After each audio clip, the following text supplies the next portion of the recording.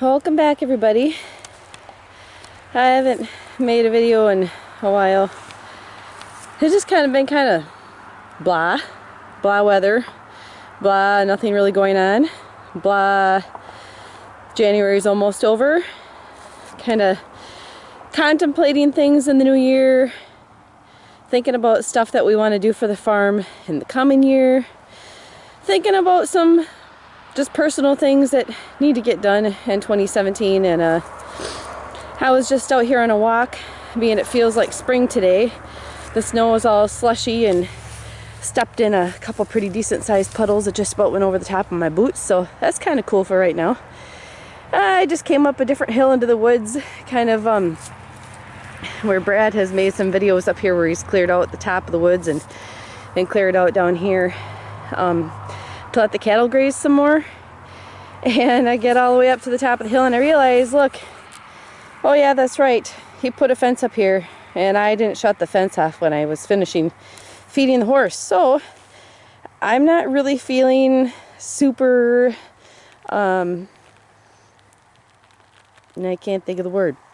Anyway, I'm not about to touch the fence to see if it is on or not.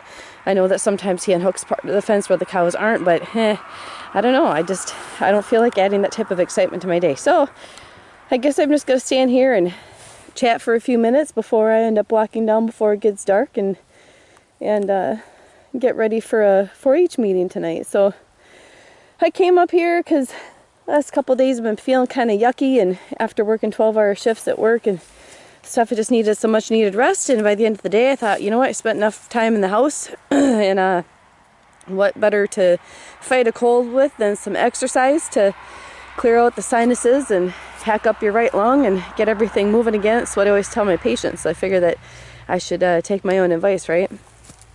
So the other night at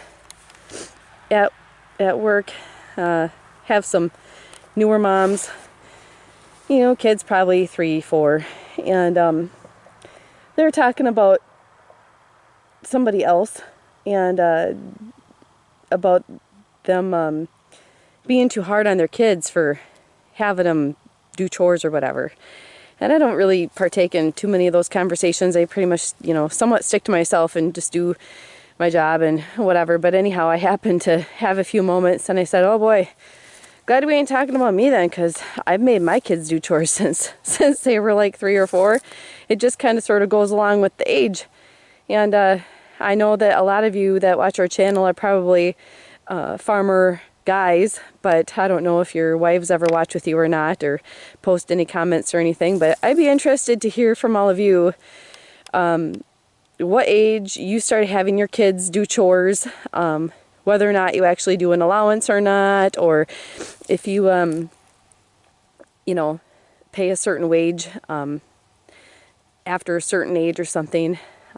When I was chatting with them, I thought back to my own childhood and I thought, gosh, I mean, I didn't have to get up in the morning to milk cows before school or anything, but a lot of times, even in grade school, I would have to go over after school and help do chores. And every other weekend I got up at 5 in the morning with everybody else, and I you know, did the barn chores and swept the mangers and cleaned out the stalls and fed the calves, is carrying, you know, 5-gallon pails of feed and water and, you know, the milk crate, the things that they put milk cartons in at school. We filled those up with like the 9 bottles would fit in there. I'd lug that thing out to the calves in the hutches like a 200-yard walk. And remember at a very early age my dad telling the milkman, isn't she a tough little, I won't use the rest of the words because try to keep it a family friendly channel, but anyway, I remember thinking when he said that, I'm like, boy, this is hard. But at the same time, hearing him say that, I was like, gosh, you know, me doing this actually makes Dad kind of proud of me. So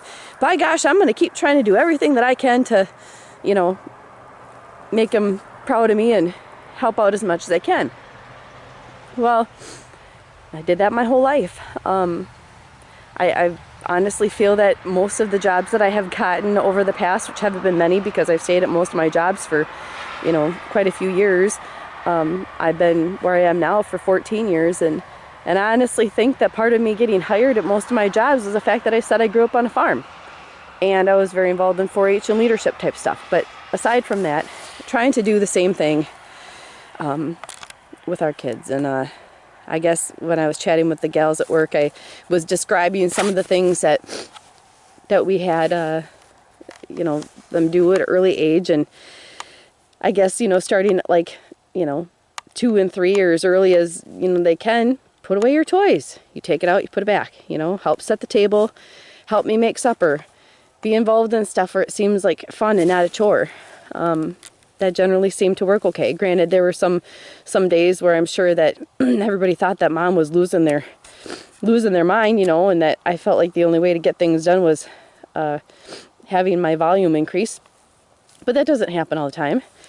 And then, you know, as I get older, I'm thinking probably kindergarten, first grade, there was a little chore chart. They got smiley face stickers to put on the chart that was, you know, empty the dishwasher with a little bit of help.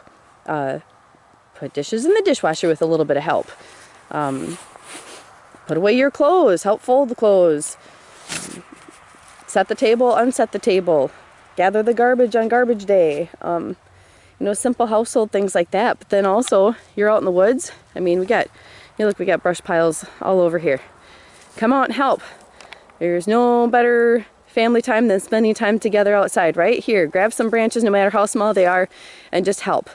And, you know, praise them for helping and make sure that they expect that that's just part of being the family, is you just do this stuff with everybody else. It's just what we do. Now my kid ends up looking forward to putting up wood with Grandpa and Dad. In fact, just before Christmas, she had wanted a couple things. One thing for Christmas, and the other thing she just wanted just to get. It was when the Fleet Farm toy catalog came out. It's starting to get dark out, so I'm going to start to walk down the hill here. And anyway, I'll try not to fall on my butt when I do it. Sorry about that. So she gets the Fleet Farm toy catalog and sees this thing that I'm thinking she's going to be really disappointed in when she gets it home. It's small. You know, she doesn't have that many dolls that she plays with anyway. She doesn't have a doll that's small enough to work with this thing. But I was like, you know what? That's fine. You want to buy that? That's fine. Then you buy it with your own money, which is what she was going to do. And so she saved up the amount of money.